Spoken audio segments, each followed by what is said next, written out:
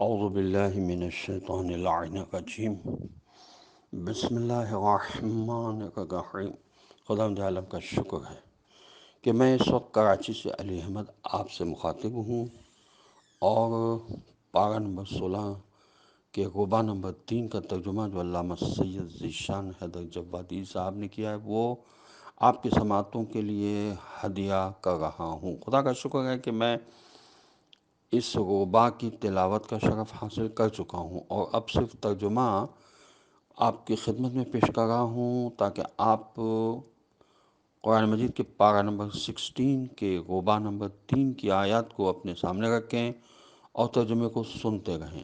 اور اگر آپ نے یہ پریکٹس جاری رکھی تو میں آپ کو اپنا تجربہ بتا رہا ہوں کہ خدا کے فضل و کرم سے اور امام زمانہ عجل اللہ تعالی فرجہ شریف کی تائید سے آپ قرآنی آیات کا ترجمہ خود کر سکیں گے۔ تو آئیے ترجمہ سنیے۔ بسم اللہ الرحمن الرحیم، بنام خدائے رحمان الرحیم۔ طٰہٰ، ہم نے آپ صلی اللہ علیہ وسلم پر قرآن اس لیے نہیں نازل کیا ہے کہ آپ صلی اللہ علیہ وسلم اپنے کو زحمت میں ڈال دیں، یہ تو ان لوگوں کی یاد دہانی کے لیے ہے جن کے دلوں میں خوف خدا ہے۔ یہ اس خدا کی طرف سے نازل ہوا ہے جس نے زمین اور بلند ترین آسمانوں کو پیدا کیا ہے۔ وہ رحمان عرش پر اختیار و اقتدار رکھنے والا ہے۔ اس کے لیے وہ سب کچھ ہے جو آسمانوں میں ہے یا زمین میں ہے یا دونوں کے درمیان ہے اور زمینوں کی تہ میں ہے۔ اگر تم بلند آواز سے بھی بات کرو تو وہ راز سے بھی مخفی تر باتوں کو جاننے والا ہے۔ وہ اللہ ہے جس کے علاوہ کوئی خدا نہیں ہے۔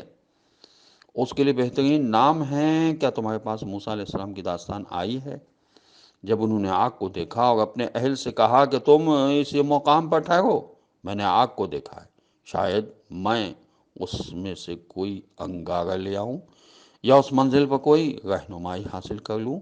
پھر جب موسیٰ علیہ السلام اس آگ کے قریب آئے تو آواز دی گئی کہ اے موسیٰ علیہ السلام، میں تمہارا پروردگار ہوں، لہٰذا اپنی جوتیوں کو اتار دو کہ تم طویٰ نام کی ایک مقدس اور پاکیزہ وادی میں ہو، اور ہم نے تم کو منتخب کر لیا ہے، لہٰذا جو وحی کی جا رہی ہے اسے غور سے سنو۔ میں اللہ ہوں، میرے علاوہ کوئی خدا نہیں ہے، میری عبادت کرو اور میری یاد کے لیے نماز قائم کرو۔ یقیناً وہ قیامت آنے والی ہے اور میں اس سے چھپائے رہوں گا تاکہ ہر نفس کو اس کی کوشش کا بدلہ دیا جا سکے۔ اور خبردار، تمہیں قیامت کے خیال سے وہ شخص روک نہ دے جس کا ایمان قیامت پر نہیں ہے اور جس نے اپنی خواہشات کی پیروی کی ہے، کہ اس طرح تم ہلاک ہو جاؤ گے۔ اور اے موسیٰ علیہ السلام، یہ تمہارے داہنے ہاتھ میں کیا ہے؟ انہوں نے کہا، یہ میرا عصا ہے جس پر میں تکیہ کرتا ہوں، اور اس سے اپنی بکریوں کے لیے درختوں کی پتیاں جھاڑتا ہوں، اور اس میں میرے اور بہت سے مقاصد ہیں۔ ارشاد ہوا، تو موسیٰ علیہ السلام اسے زمین پر ڈال دو۔ اب جو موسیٰ علیہ السلام نے ڈال دیا تو کیا دیکھا کہ وہ سانپ بن کر دوڑ رہا ہے۔ حکم ہوا کہ اسے لے لو اور ڈرو نہیں، کہ ہم قریب اسے اس کی پرانی اصل کی طرف پلٹا دیں گے، اور اپنے ہاتھ کو سمیٹ کر بغل میں کر لو، یہ بغیر بیماری کے سفید ہو کر نکلے گا، اور یہ ہماری دوسری نشانی ہوگی تاکہ ہم تمہیں اپنی بڑی نشانیاں دکھا سکیں۔ جاؤ، فرعون کی طرف جاؤ کہ وہ سرکش ہو گیا ہے۔ موسیٰ علیہ السلام نے اس کی پروردگار، میرے سینے کو کشادہ کر دے، میرے کام کو آسان کر دے، اور میری زبان کی گرہ کو کھول دے کہ لوگ میری بات سمجھ سکیں، اور میرے اہل میں سے میرا وزیر قرار دے دے ہارون علیہ السلام کو، جو میرا بھائی بھی ہے، اس سے میری پشت کو مضبوط کر دے، اسے میرے کام میں شریک بنا دے، تاکہ ہم تیری بہت زیادہ تسبیح کریں اور تیرا بہت زیادہ ذکر کر سکیں۔ یقیناً تو ہمارے حالات سے بہتر باخبر ہے۔ ارشاد ہوا، موسیٰ علیہ السلام، ہم نے تمہاری مراد تمہیں دے دی ہے، اور ہم نے تم پر ایک اور احسان کیا ہے۔ جب ہم نے تمہاری ماں کی طرف ایک خاص وحی کی کہ اپنے بچے کو صندوق میں رکھ دو اور پھر صندوق کو دریا کے حوالے کر دو، موجیں اسے ساحل پر ڈال دیں گی اور ایک ایسا شخص اسے اٹھا لے گا جو میرا بھی دشمن ہے اور موسیٰ علیہ السلام کا بھی دشمن ہے، اور ہم نے تم پر اپنی محبت کا عکس ڈال دیا تاکہ تمہیں ہماری نگرانی میں پالا جائے۔ اس وقت کو یاد کرو جب تمہاری بہن جا رہی تھیں کہ فرعون سے کہیں کہ کیا میں کسی ایسے کا پتہ بتاؤں جو اس کی کفالت کر سکے، اور اس طرح ہم نے تم کو تمہاری ماں کی طرف پلٹا دیا تاکہ ان کی آنکھیں ٹھنڈی ہو جائیں اور وہ رنجیدہ نہ ہوں، اور تم نے ایک شخص کو قتل کر دیا تو ہم نے تمہیں غم سے نجات دے دی اور تمہارا باقاعدہ امتحان لے لیا، پھر تم اہل مدین میں کئی برس تک رہے۔ اس کے بعد تم ایک منزل پر آ گئے اے موسیٰ، اور ہم نے تم کو اپنے لیے منتخب کر لیا۔ اب تم اپنے بھائی کے ساتھ میری نشانیاں لے کر جاؤ اور میری یاد میں سستی نہ کرنا۔ تم دونوں فرعون کی طرف جاؤ کہ وہ سرکش ہو گیا ہے، اس سے نرمی سے بات کرنا کہ شاید وہ نصیحت حاصل کر لے یا خوف زدہ ہو جائے۔ ان دونوں نے کہا کہ پروردگار، ہمیں یہ خوف ہے کہ کہیں وہ ہم پر زیادتی نہ کرے یا اور سرکش نہ ہو جائے۔ ارشاد ہوا، تم ڈرو نہیں، میں تمہارے ساتھ ہوں، سب کچھ سن بھی رہا ہوں اور دیکھ بھی رہا ہوں۔ فرعون کے پاس جا کر کہو کہ ہم تیرے پروردگار کے فرستادہ ہیں، بنی اسرائیل کو ہمارے حوالے کر دے اور ان پر عذاب نہ کر کہ ہم تیرے پاس تیرے پروردگار کی نشانی لے کر آئے ہیں، اور ہمارا سلام ہو اس پر جو ہدایت کا اتباع کرے۔ بے شک ہماری طرف یہ وحی کی گئی ہے کہ تکذیب کرنے والے اور منہ پھیرنے والے پر عذاب ہے۔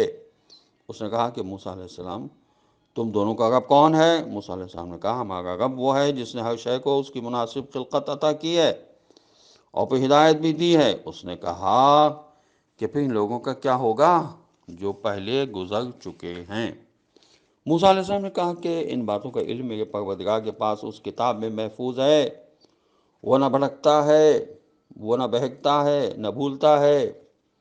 اس نے تمہارے لیے زمین کو گہوارہ بنایا ہے اور اس میں تمہارے لیے راستے بنائے ہیں، اور آسمان سے پانی برسایا ہے جس کے ذریعے ہم نے مختلف قسم کے نباتات کے جوڑا پیدا کیا ہے، کیا تم خود بھی کہ تم خود بھی کھاؤ اور اپنے جانوروں کو بھی چراؤ۔ بے شک اس میں صاحبان عقل کے لیے بڑی نشانیاں پائی جاتی ہیں۔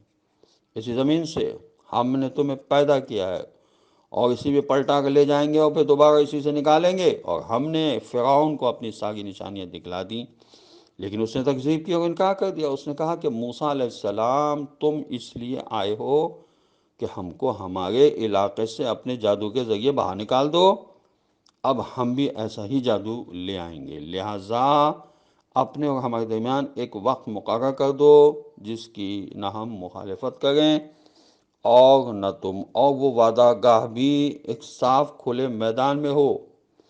موسیٰ علیہ السلام نے کہا کہ تمہارا وعدے کا دن زینت عید کا دن ہے، اور اس دن تمام لوگ وقت چاشت اکٹھا کیے جائیں گے۔ اس کے بعد فرعون واپس چلا گیا اور اپنے مکر کو اکٹھا کرنے لگا، اور اس کے بعد پھر سامنے آیا۔ موسیٰ علیہ السلام نے ان لوگوں سے کہا کہ تم پر آئے ہو، اللہ پر افترا نہ کرو کہ وہ تم کو عذاب کے ذریعے تباہ و برباد کر دے گا، اور جس نے اس پر بہتان باندھا ہے وہ یقیناً رسوا ہوا ہے۔ اس پر وہ لوگ آپس میں جھگڑا کرنے لگے اور سرگوشیوں میں مصروف ہو گئے۔ ان لوگوں نے کہا کہ یہ دونوں جادوگر ہیں جو تم لوگوں کو اپنے جادو کے زور پر تمہاری سرزمین سے نکال دینا چاہتے ہیں اور تمہارے اچھے خاصے طریقے کو مٹا دینا چاہتے ہیں، لہذا تم لوگ اپنی تدبیروں کو جمع کرو اور پڑا باندھ کر ان کے مقابلے پر آ جاؤ۔ جو آج کے دن غالب آ جائے گا وہی کامیاب کہا جائے گا۔ ان لوگوں نے کہا کہ موسیٰ علیہ السلام، تم اپنے جادو کو پھینکو گے یا ہم پہل کریں؟ موسیٰ علیہ السلام نے کہا کہ نہیں، تم ابتدا کرو۔ ایک مرتبہ کیا دیکھا کہ ان کی رسیاں اور لکڑیاں جادو کی بنا پر ایسے لگنے لگیں جیسے سانپ دوڑ رہے ہوں۔ تو موسیٰ علیہ السلام نے اپنے دل میں قوم کی گمراہی کا خوف محسوس کیا۔ ہم نے کہا کہ موسیٰ علیہ السلام، ڈرو نہیں، تم بہرحال غالب رہنے والے ہو، اور جو کچھ تمہارے ہاتھ میں ہے اسے ڈال دو، یہ ان کے سارے کیے دھرے کو چن لے گا۔ ان لوگوں نے جو کچھ کیا ہے وہ صرف جادوگر کی چال ہے اور بس. اور جادوگر جہاں بھی جائے کبھی کامیاب نہیں ہو سکتا. یہ دیکھ کر سارے جادوگر سجدے میں گر پڑے اور آواز دی کہ ہم موسیٰ اور ہارون علیہ السلام کے پروردگار پر ایمان لے آئے. فرعون نے کہا کہ تم میری اجازت کے بغیر ہی ایمان لے آئے، تو یہ تم سے بھی بڑا جادوگر ہے جس نے تمہیں جادو سکھایا ہے. اب میں تمہارے ایک طرف کے ہاتھ اور دوسری طرف کے پاؤں کاٹ دوں گا اور تمہیں خورمے کی شاخ پر سولی دے دوں گا، اور تمہیں خوب معلوم ہو جائے گا کہ زیادہ سخت عذاب کرنے والا اور دیر تک رہنے والا کون ہے. ان لوگوں نے کہا کہ ہمارے پاس جو کھلی نشانیاں آ چکی ہیں اور جس نے ہم کو پیدا کیا ہے، ہم اس پر تیری بات کو مقدم نہیں کر سکتے. اب تجھے جو فیصلہ کرنا ہو کر لے، تو فقط اس زندگانی دنیا ہی تک کا فیصلہ کر سکتا ہے. ہم اپنے پروردگار پر ایمان لے آئے ہیں کہ وہ ہماری خطاؤں کو معاف کر دے اور اس جادو کو بخش دے جس پر تو نے ہمیں مجبور کیا تھا. اور اللہ سب سے بہتر ہے اور وہی باقی رہنے والا ہے. السلام علیکم ورحمۃ اللہ وبرکاتہ.